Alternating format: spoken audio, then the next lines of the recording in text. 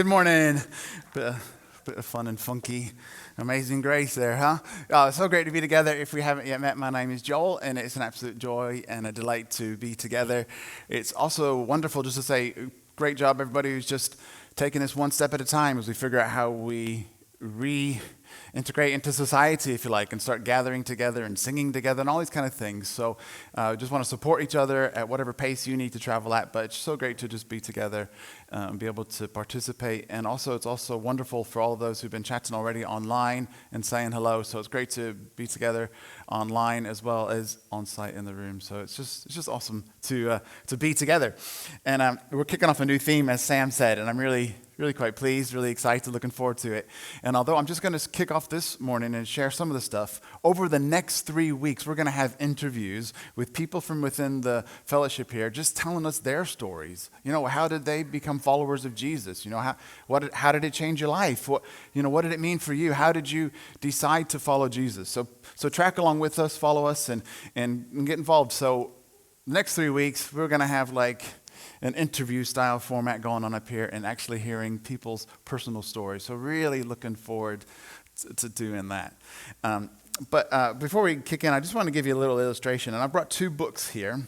Now, this first book is a user manual for our exercise bike.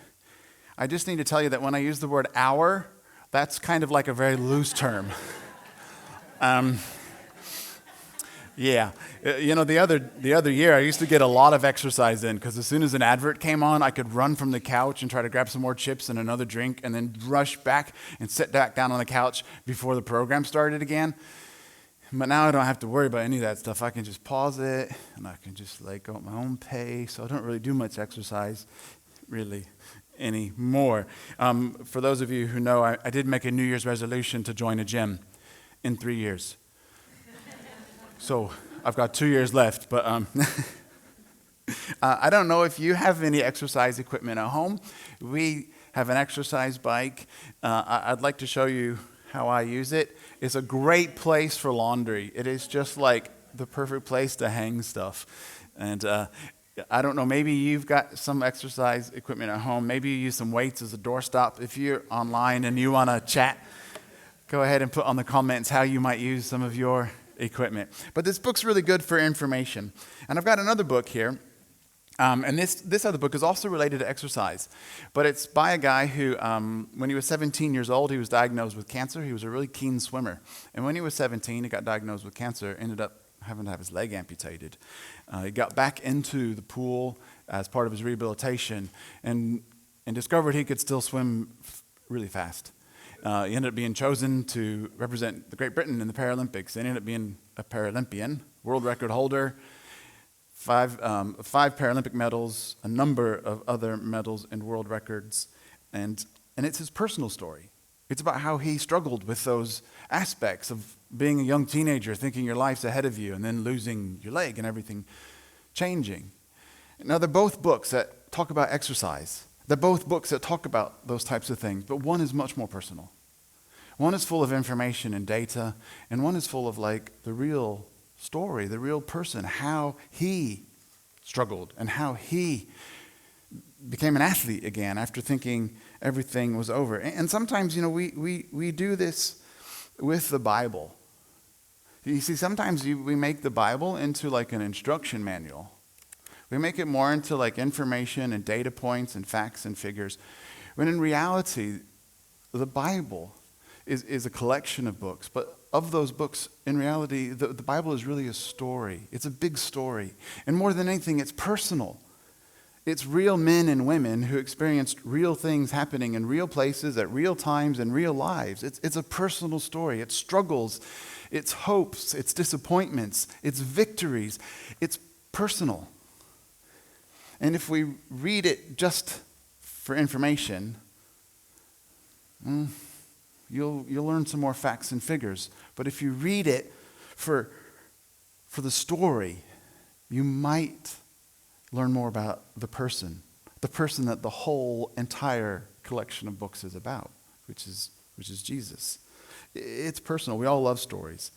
More than education and information, it's personal. Now, I don't know if you have a Bible or not yourself. If you don't have a Bible, there's a couple on the table over there. We'd love to give you one. If you don't have one, go ahead and get one. You can also download some. I think Sam's going to give some information about those a bit later.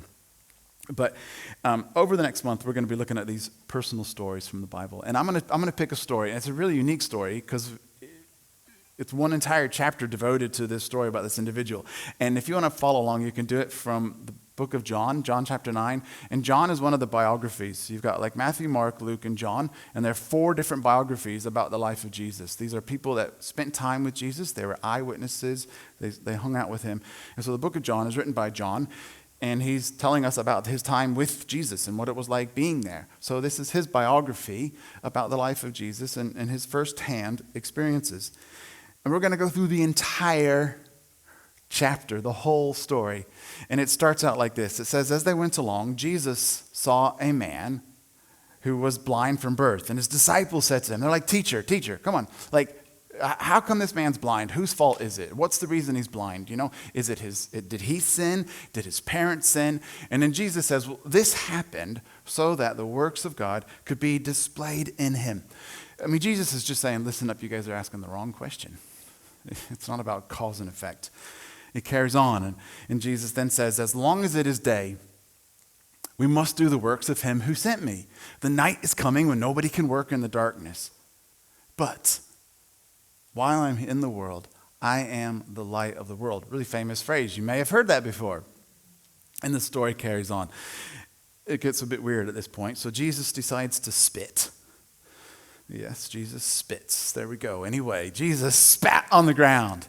And he says he made some mud. And so he took the mud and he mixed it with the saliva, which is kind of gross. But okay, man. Well, you're Jesus. You can do it. No. He put it on the man's eyes. Then he says, go and wash it off. And of course, he's like, yes, of course I'm going to wash it off. You just put spit and mud in my face. Oh, duh, I'm going to wash it off. No, anyway, so it reminds me of a song, right? You got mud on your face. Anyway, go to the pool and wash it off. No, so he goes to the pool, he washes it off, and then he can see. Yeah, he goes home seeing, which is incredible. And then when it says he goes home seeing, because he wasn't at home, okay? So a little detail there. And then his neighbors see him, and they're like, wait a minute, isn't this the guy that we've seen begging? He's the one that used to sit and beg, and now we can see him. And then others like, no, it only looks like him. It's not really the same guy that we've seen all the time sitting there begging, blind. It just looks like him. And he's like, no, it's me. It really is. It's me. It really is me. I am the one. And they say to them, well, how in the world can you see? And then he says, this man that they call Jesus, he made some mud and he put it in my eyes. And then he told me to go to Siloam, which was the name of the pool, and wash my face off. And, well, I did what any good normal person would do with mud on their face. I went and washed it off. And when I washed it off, I could see. I'm like, okay, well, where is this guy? And he says, I don't know. It's personal. It's an honest story, isn't it? It's so cool. So they brought the man who'd been born blind. And so they take this guy who was blind and they take him to the religious leaders. They're the Pharisees. So they got to take this guy to the religious people and say, listen up. You guys got to get involved because something's going on here. So they bring him to the Pharisees. And it throws in this comment which says, by the way, it's a little BTW in the Bible. It says, the day on which Jesus healed this guy was the Sabbath. It's a little caveat. We'll come back to that in a bit. So the Pharisees, the religious leaders, said, now how in the world are you able to see again? And he says the same thing. This guy made some mud and he put it on my face. And then I could see. I washed it off and I could see. And they said, well, all right.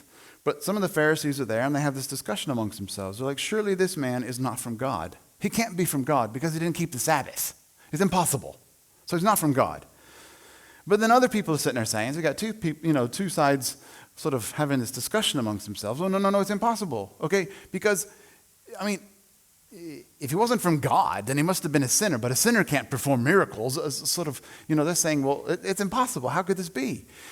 And so they asked the blind man, well, what do you have to say about it? It was your eyes that were opened. And this time he says, well, he was a prophet. They still did not believe that he had been born blind. So they call his parents in. Could you imagine that? Like, here you are. You're like the parents of this adult child who's been telling people, yes, I used to be blind, now I can see. No, honestly, yes, I was blind. Yes, I was blind, now I can see. Yeah, really, whatever. Where's your mom and dad? I mean, like, isn't that weird? Like, as an adult, like, yeah, I mean, I don't know. It would be like if any of you go buy scratch cards or you're going to get some drinks for the weekend, and I was like getting ID'd. And you're like, really? I mean, look at me. I'm kind of honored that you think I'm, young enough to be ID'd, but really? So your parents are being brought in. They bring the parents in, and they asked him, is this the one that you say was born blind? How is it that he can now see? And the parents say the thing which most parents are able to say, which is, well, yeah, we can tell that's our son. We know that's our son. We've got a new baby in the room this morning. If you're here on site, there's a little baby here this morning. And you could ask the parents, and you could say, do you know that that's your son? And I tell you what, the mother will be able to say, yes. I tell you what, that is my son, okay? So the parents are like, hey, this is our son. Yes, we know this is our son. And we know he was born blind. Because if you give birth to a child and they have some additional needs, some additional requirements, some additional assistance needed, you know that as a parent. And they're saying, yes, he was born blind. We've known this from day one. Yes. And how he can see now, or who opened his eyes, we don't know. You can ask him yourself. He's of age. He's old enough to answer. He can speak for himself. And it says that they said this because they were afraid of the Jewish leaders who had already decided amongst themselves that anyone who acknowledged the Messiah would be put out of the synagogue. And the synagogue was where they gathered for their religious meetings. So they were saying, if any of our followers here, imagine that we're in a synagogue, if any of you decide that you're going to start following Jesus, well, that's it. You're out of the club. You're not allowed to be in here anymore. So the parents were kind of saying, you ask him, because they didn't want to get caught up in this. So they pushed it back onto the son. And so a second time, they bring the man in who had been born blind. This is just crazy, isn't it? And then they sort of give him this sort of the religious guilt. And they're like, okay, give glory to God by telling the truth. As if he wasn't telling the truth before. But now they got to make it religious, don't they? And they said, we know this man must be a sinner. He is a sinner. And the blind man, who used to be blind, replies back, hey, whether he's a sinner or not, I have no idea. One thing I know, I was blind, but now I see. Yeah, that's another famous phrase. You might have heard that phrase before, whether you're even a follower of Jesus or not. You've probably heard that phrase. It's in that famous song, Amazing Grace. This is where it comes from. This guy says, hey, I don't know, but all I do know is I used to be blind, and now I can see. And then they asked him, what did he do to you? How did he open your eyes? And he says, I told you this already. Come on. You didn't know the Bible was so interesting, did you? You're like, no way, this is kind of cool. This is like a normal story.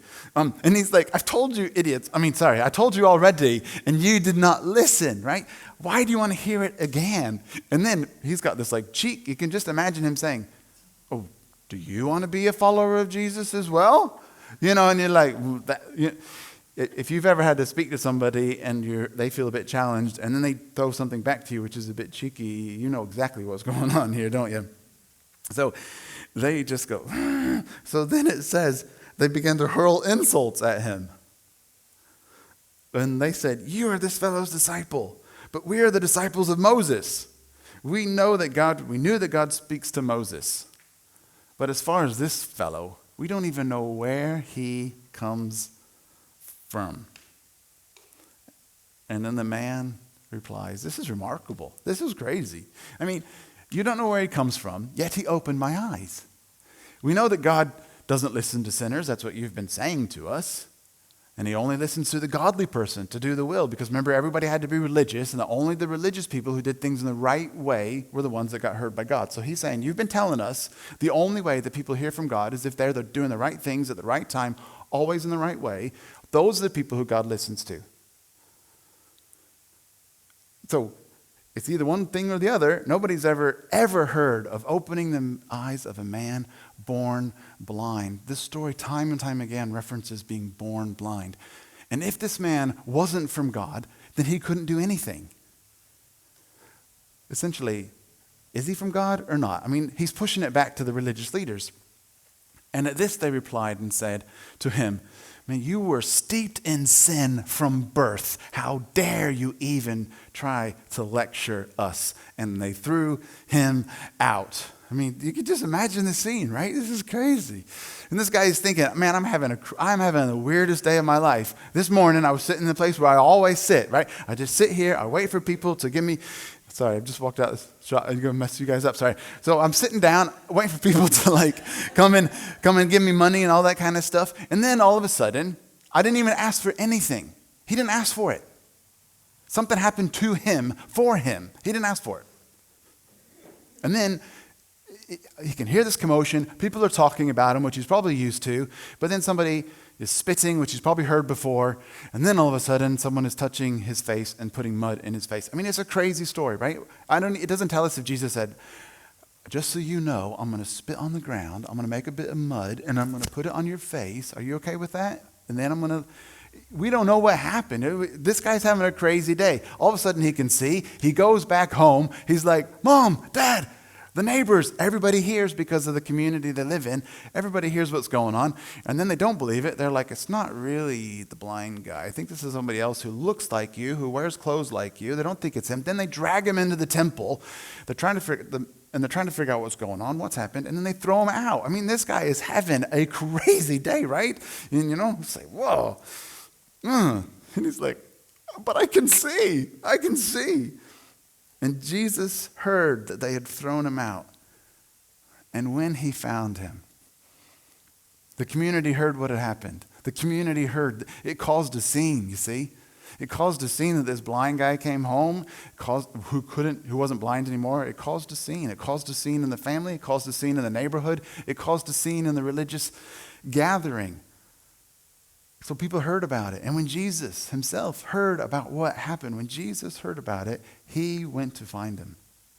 He went to find the man.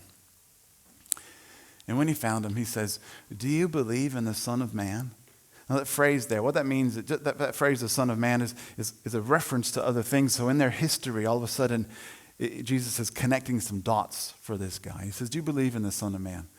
And the man replies, "Well, who is he? Tell me so I could believe in him. If you tell me who it is, I would love to believe in him."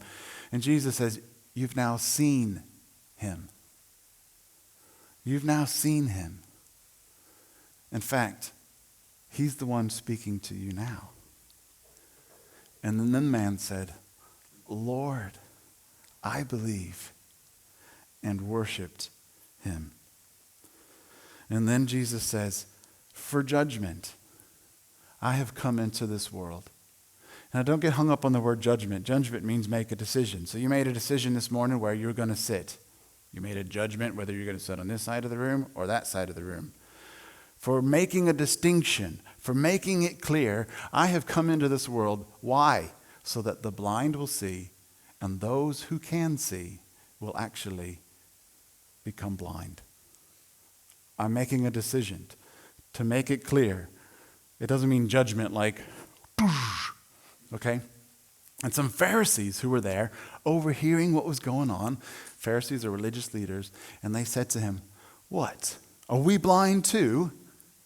And Jesus says, if you were blind, you would not be guilty of sin. But now that you claim that you can see, your guilt remains. Basically saying, because you're saying that you can see everything so clearly and you can do everything so well, you don't realize how blind you really are. And those who recognize that they can't see well are the ones that I can do something for. I came for the sick, not the healthy, Jesus said in another place. And that's really what he was saying there. And it's such a crazy story. I mean, there's loads going on there. And don't you love how just honest and broken it is? I mean, it's real life, isn't it? You know, if you're a follower of Jesus, you might think everything's got to work out so perfectly and wonderfully. But here we have this story, and it's misunderstanding, and it's accusation, and it's being called names, where they're being hurled insults, and he's being kicked out of like a community place. Right? I mean, this is like real life stuff. It's like EastEnders or Coronation Street, isn't it? I mean, like, this is like drama. This is real stuff going on. And the Bible is so honest. It's too honest. Some people say that if people knew that it was going to be read thousands of years later, you wouldn't have been so honest in how you wrote about yourself, or how you wrote about the failures that you did and how many mistakes you made, especially for the followers of Jesus, who seem to sometimes get it wrong more often than they got it right. But I need to just back up and give you some understanding about the cultural perception of blindness. And here's what's going on. And this is from the Jewish Encyclopedia. And it says this: in ancient times, blindness was considered the lowest degradation that could be afflicted upon someone. That's why when you had military conquests, the ancients would gouge out the eyes of the enemies that they defeated, or just one eye as well sometimes. And the reason is because it says the blind, the cripples, and the lepers were viewed as outcasts of society. They were kept quarantined outside the city limits. We all know what quarantine is now, don't we? They were kept outside the city limits, and they lived by begging for handouts, usually sitting by gates where people would pass them by. You know, and at this time, people believed, the understanding was that physical ailments, this is true. You can go to the museum in London, I forget, the Science Museum talks about like the history of medicine and stuff like that. And it looks at how ancient people viewed ailments.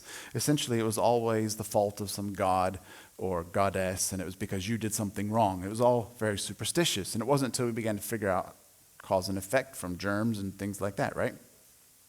But they believed that all physical ailments were essentially the result of and punishment for sin. It might sound familiar because some people still think that way today, or maybe some people have treated you that way today. You know, something went wrong in your life, and the first response is like, well, what did you do to deserve it? And sometimes things happen to us that we didn't really do anything to deserve it. It just like it happened. You were born that way. And Jesus makes it so clear at the beginning of the story that there's no punishment or curse because of something that his parents did or that this man did. Because the reason that he was blind is because of something so much bigger, something huger than that. Jesus wants to show his purpose, show his glory. That's what he said, right? And the story makes sense. The story makes a lot of emphasis on the fact that he was born blind. It says born blind. It says it like 3 times in the story.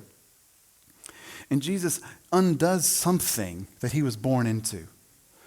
It wasn't his fault or his parents' fault, but it was because he was born into a broken world. He was born into a place of brokenness. That's the bigger picture. That's the bigger thing of what's actually going on, what's actually broken with things, is because we're born into a broken place. It's not because his mom and dad, smoked a cigarette when they were at school behind the back of the shed. Yeah? I mean, it's not because of those sorts of things. It's not their fault, yeah? And this broken world is the broken world that Jesus came to repair. This is the thing that he's working on. He's working to bring light. And at the moment, he's saying, I'm working in the light. I'm the light of the world. I'm working in the light while you can see me and while I'm here. And when he says we're working in the light because it soon will become dark, and they're understanding that darkness is a place of death and suffering. And Jesus is going to be the one that goes into that darkness, that place of death and suffering, because he's going to take all of the anger, all of the punishment, all of the hate, and he will absorb the curse, and he will remove the guilt. He will undo the lie that we had been fed from the beginning. He's going to undo all of those things, and he will defeat death and bring light to all. He's going to work. He's the one that's going to work into that darkness to bring light again. This is what he's talking about. And it says he will be the one who will wipe away every tear from our eyes, and death will be no more. There will be no more mourning or crying or pain, because these things have passed away. See, there's this promise that he is rebirthing, remaking, restoring, recreating that which is broken and damaged from the beginning, if you like. And that's what's going on. If you think back to the story, this man's story, at first, when he's asked about what's going on, he says there was this man. He refers to Jesus. It says the man in verse 10. The man that they call Jesus. And then later on, remember, he's in the synagogue, and they're like, so tell us what's happened. Who was this person? And then he calls him a prophet. And then in the end, he's calling him Lord by verse 38. You see, you've got this journey where this man is saying, it's just this man that they call Jesus. Oh, actually, he's more than a man. He's a prophet. He must be of God. He can't be this or that. Oh, yeah, so it's dawned on this blind man when he's there, figuring out what's going on. This guy is he is a prophet. He's more than just a man. And then by the end, he's like, Lord, I believe. And he worships. See, he journeys in his own faith. He goes from just being this person that he's heard about to thinking, okay, he's more than just a normal man, to all of a sudden, boss. Lord means the Lord of your life, the one that you surrender your life to. He's journeyed from being this stranger to the person that he surrenders his life to. And that's like all of our journeys of faith. We progress from just hearing about this person, Jesus. You might discover he's more than what people say. He's more than just a man. And then, wow, he was more than just a man. He was something more that I would surrender my life to follow and believe in. He'd be man, prophet, Lord. And it's so cool that Jesus is happy to journey with him through this whole experience. He didn't treat him any differently when he had no idea who Jesus was than when he actually knew who Jesus was. Did you notice that? Did you notice the way Jesus treated him was the same both times? No matter where he was, Jesus treated him the same. I think that's amazing. I think that's so encouraging because, you know what? We don't have to have all the answers ourselves. We don't, people in your life might not understand what you're going through right now. People might say to you, okay, what about this? And what about that? And prove this to me and explain this to me. And you might not be able to do it. But, they're sitting them down and people might even ridicule you. People might mock you. People might call you names. You might even feel like at times people have pushed you out of things. You've been excluded from a community that you felt part of, and it's essentially pushing you out. And, explain this to me. And they sit you down and tell me how the world was created in 7 days. No, you tell me, how in the world did Noah build a boat, get all the animals in the boat, and then, save the world? Okay, you tell me this. Okay, so how in the world, if it's Adam and Eve, and then their kids, and then the kids, and then the kids, and the kids, isn't that just some sort of weird, long, incestuous family line? Okay, you tell me, why is there so much suffering in the world? You tell me why there's inconsistencies with this. You tell me. And the guy's like, I was blind, I can see.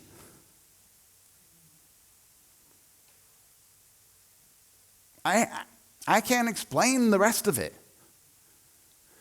You're not being asked to explain the rest of it either. Because the people that followed Jesus, when they first gave their lives to Jesus, they did not follow Jesus because they believed the world was made in 7 days. They followed Jesus because they had an encounter with Jesus, an experience with Jesus. Their eyes were blind, and then they were able to see. So we don't have to feel like you have to have all the answers. It's okay to not have the answers. Because his story had nothing to do with all of the other types of questions. His story was simply, hey, you know what? This is how I was earlier today, and this is how I am now. I can't even really explain it to you, but something happened in my life, and it's like there were scales on my eyes, and I can see things differently now. It's like there was something in my heart. I can't explain it. It was like this heaviness. It was this weight. It was this burden. I don't know how else to explain it, but it's like it's lifted now. I can't really explain it any other way than I once was, but I now am. That's the story. That's the testimony. And that is just amazing that we're encouraged that that's okay. That we don't have to have all the answers and be able to explain everything, Something happened in his life and he knew it. And I love as well in this story, I just love this bit. So here he is sitting there in the morning. And at the beginning of the story, John 9, verse 1, it says, "And Jesus saw a man." The first person to see the blind man was Jesus. And the blind man had no idea that Jesus could see him. I think that's incredible. Because if we think about our lives, it's Jesus that makes the first move. It's God that makes the first move. And we might be living in places in our lives where we're actually blind or unable to see, and we don't even know it. We don't even realize it, but Jesus sees us wherever we are. Whatever darkness we're in, whatever blindness we're in, Jesus actually sees us there and isn't afraid of the darkness that you experience. He's not afraid of it. He steps into it. I just think that's amazing, personally. I think that's incredible. He initiates this relationship. He sees, he really sees. It says God so loved the world that he gave. God so loved, so he gave. He makes the first move. We love because he first loved us, 1 John 4:19. We love because he first loved us. This relationship is initiated, kicked off, started because of Jesus. And he pursues, he initiates, and he risks relationship. I think that's incredible. I don't know about you, I just find that really, really awesome. In whatever place you might be in, whatever situation you might be in, wherever, maybe it feels like a darkness, maybe it feels like a place that you just hemmed in and you don't know what's going on, but he sees you in that place. He sees you. And in the end, the story comes to this point where he says, "Lord, I believe and I worship." And the cool thing there is this. Culturally, the blind were not allowed into the temple. The blind were not allowed to come into the place where everybody else could worship. See, they had to stay out. They had to stay further out. They weren't allowed into this place where they performed all of their sacred religious acts. He would never have been allowed in. Never, because he was blind. Never been allowed in. And all of a sudden, this man who was kicked out of community, who was excluded from being involved, is actually been brought in close. And he is face to face with the divine, and he is worshiping. It's crazy. It's a crazy story. They referenced Moses, and Moses was this hero, He led them out of Egypt. He was their hero. And Moses got to see God face to face, and now so did this blind man. It's crazy. And he worships. He's restored into a community in a whole new way. A whole new way. I just think this whole story is awesome. And the very thing that excluded him before has been removed. And Jesus destroys that which excludes you. Jesus destroys that which prevents you from coming close. The barrier is no more. He's broken down every barrier that says you can't come close, you can't be near. He's removed that. It's not there anymore. There is no barrier. There is no thing that holds you back from being able to come close to God anymore, because he's totally destroyed it. It just doesn't exist. You don't have to worry about what you've done. You don't have to worry about your past, your history. You don't have to worry about any of those things, because whatever's there can be removed and gone and dealt with and done. And you're invited in and allowed in face to face. And it's crazy. It's just such a restorative picture about what's really going on. Sadly, instead of the religious leaders seeing it for the miracle that it was, they had no idea about what was really going on, which is why Jesus said the ones who can see are really blind. They missed it. It was right in front of their faces, right in front of their noses, and they missed it. And sometimes people in our lives will miss it. That just happens. And it must have been heartbreaking. It is heartbreaking. If you've got a loved one who doesn't see it, it's heartbreaking. It's hard and it's heartbreaking. But it happens. We can't pretend that won't happen. And yeah, we can't pretend that it won't happen. But Jesus is with us even in those moments. And we'll support one another, strengthen each other. But sometimes it doesn't work out like a fairy tale. It doesn't all work out perfect. Every relationship doesn't become wonderful once again. Sometimes it doesn't. The Bible is honest. The Bible is personal. It doesn't tell you something different. And I want to talk about like the mud. You know, it says he makes the mud, which is such a weird thing to do. Except when you realize that the first time it ever talks about anybody making something out of mud was when God, the creator of the universe, fashioned Adam from the earth. And he takes some mud, he forms it together, he breathes into this mud, and the mud comes to life. Only the creator can remake something. Only the creator can remake something that was born that way. So the man born blind is remade into a new man by the only person in the world that can remake something new, the creator of the universe. And the religious leaders missed it because they are so peed off that he actually did some work on Sabbath as opposed to heal a blind man and make his life new. That's the tragedy of the story. God that reworks, he reworks creation. We are being fashioned into something new. It tells us, Paul writes in Corinthians, he says, the old is gone, the new has come. If you're in Christ, you are a new creation. You are a new creation. And the only one that can make us new is the one who has the power to create. And that's what Jesus is showing us. He takes the earth and the mud once again, and he makes something new out of it. He makes something new. It's sad that sometimes the religious leaders can be so stuck in their routines that they miss what's really going on. And I hope that we don't ever become that way. That's a warning sign for us who are in the church, us who think we are followers of Jesus.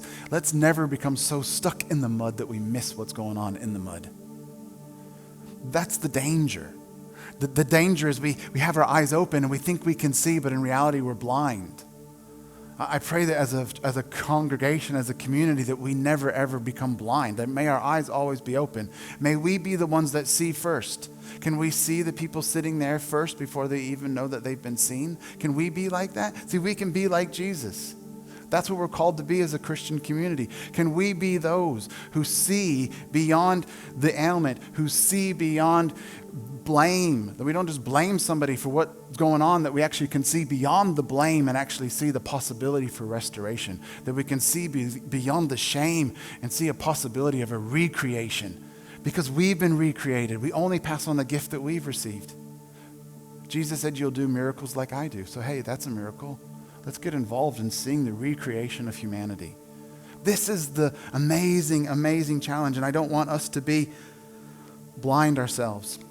Or maybe you're here this morning and you need to just hear again that God sees you. God sees you. God sees where you're at. God sees what's going on in your life. God sees what's going on in your past.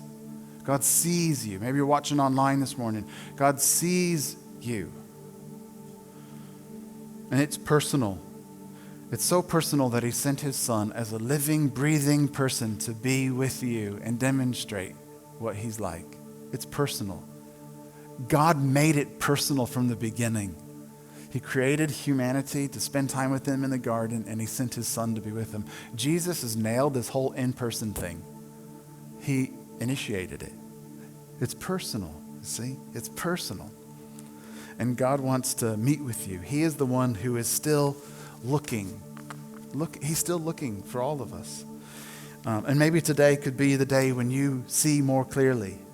We're going to go into a song of worship in a moment. And I want you to think of two things. One, if you're a follower of Jesus, I really want you to just ask that your heart and your eyes be open, that we keep open eyes, that we don't end up being like those people who think we can see, but we're actually blind.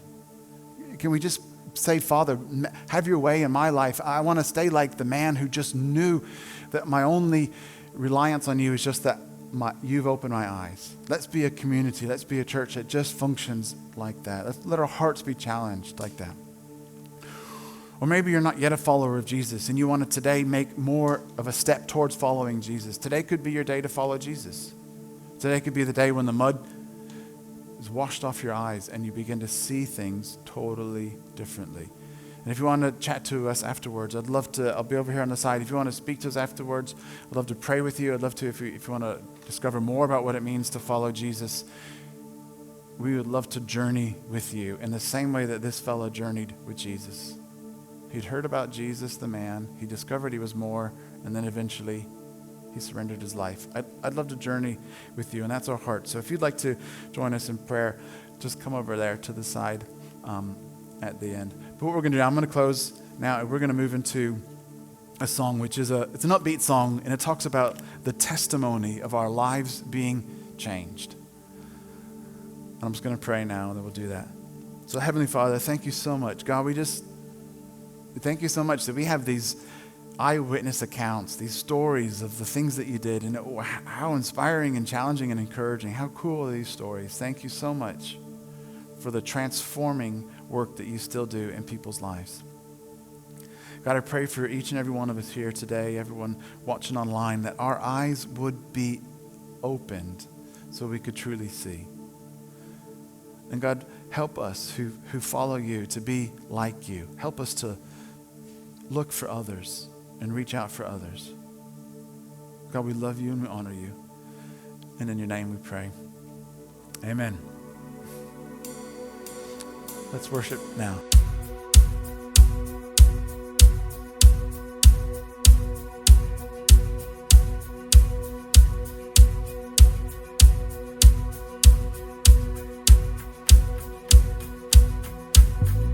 I saw Satan fall like lightning. I saw darkness run for cover. But the miracle that I just can't get over, my name is registered in heaven. I believe in signs and wonders. I have resurrection power. But the miracle that I just can't get over, my name is registered in heaven. Yeah, my praise belongs to you forever. This is my testimony from death to life. This is grace throughout my story. I'll testify. By Jesus Christ the righteous, I'm justified. This is my testimony. This is my testimony.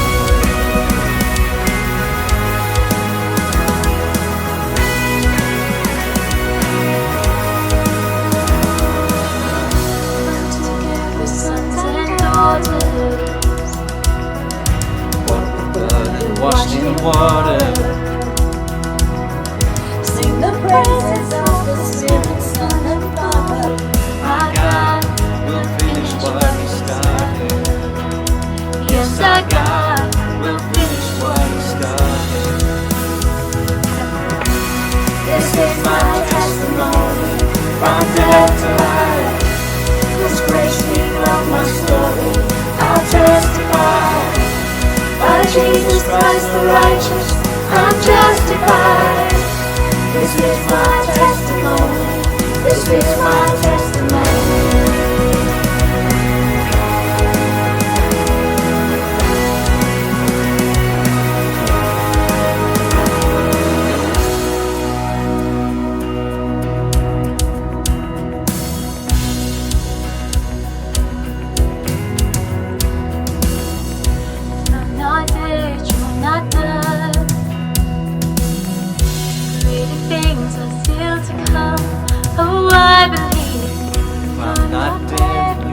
Done.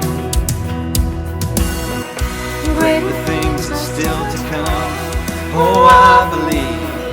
You're not dead, you're not done, you're not done, you're not. Greater things are still to come. Oh, I believe. You're not dead, you're not done.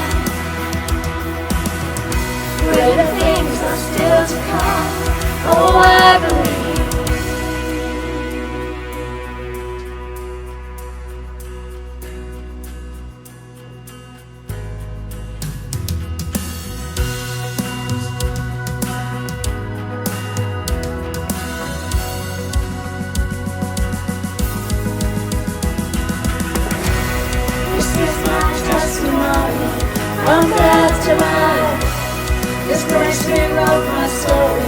I'll testify. By Jesus Christ the righteous, I'm justified. This is my testimony. Oh, I'm alive. This is my testimony. From death to life. This grace rewrote my story. I'll testify. By Jesus Christ the righteous, I'm justified. This is my testimony. This is my testimony. Thank you, Jesus. Amen. Amen. Praise God. Well, thank you, Joel. That was a really stirring and challenging message. And thanks to the worship team for preparing that. Just to allow us a few moments just to respond. Just a reminder, you can rewatch the message on our YouTube channel along with all the other messages from the past year or so. So I do encourage you to get on there and catch up on that. We are going to have an indoor picnic shortly, if you'd like to stay, as the heavens have just opened just in time. Probably better now than before we got all set up. So you're more than welcome to stick around for that. I just wanted to quickly take a moment just to highlight what I found to be a really excellent resource, which is the YouVersion. Oh, I don't know why the torch is on. The YouVersion Bible app. If you've got a smartphone, Android or iOS, I really encourage you. It's been so good. I've been using it for the last few months. If you just go to the App Store and search for Bible, I think it's called under there. And this is an app that's been developed by a church in America called Life Church, and it's free to download and use. It's had over 485 million downloads now across the world. And it's a brilliant way, not just to bring just kind of standard Bible reading in onto your phone, but I really enjoy. There's verses for the day. There's different reading plans you can go on. It sends you a reminder on your phone, and you can set to have an email with the verse of the day. And it's just been a brilliant resource. So just encourage you, if you've got a device and perhaps finding it challenging to just find a reminder or an accessible way to get into reading the Bible, maybe for the first time, or to pick it up again, then check out that app. And if you want more details, come and talk to me. I can show you how it works. But it's really, really good. And maybe that's just one example of a small step we can take next in our journey. Joel was speaking about the man in the story, that his testimony was, well, I don't have all the answers to all of life's big questions, but I know what God's done in my life. Or maybe we always feel like we can answer all the things that are going on around us, and that God isn't expecting us to take giant leaps of faith necessarily. I don't think he's expecting us to know all the answers or feel confident in that before we approach him. Actually, it's just about taking one small step. What's the next step that we can take? So maybe think about that throughout today and in the coming week. What is a next small step for you where you are? Maybe that's something we can discuss as we have our sandwiches in here, or as we meet in some of the midweek groups or other socials over the summer. So really encourage you just to have some time to think about that. As we draw to a close, please, if you do have children over at Howard Hall, please go and get them now and bring them back over. And next Sunday, as Joel was saying, it's going to be really great. We've got going to have the couch up here and some interviews just to hear people's own stories.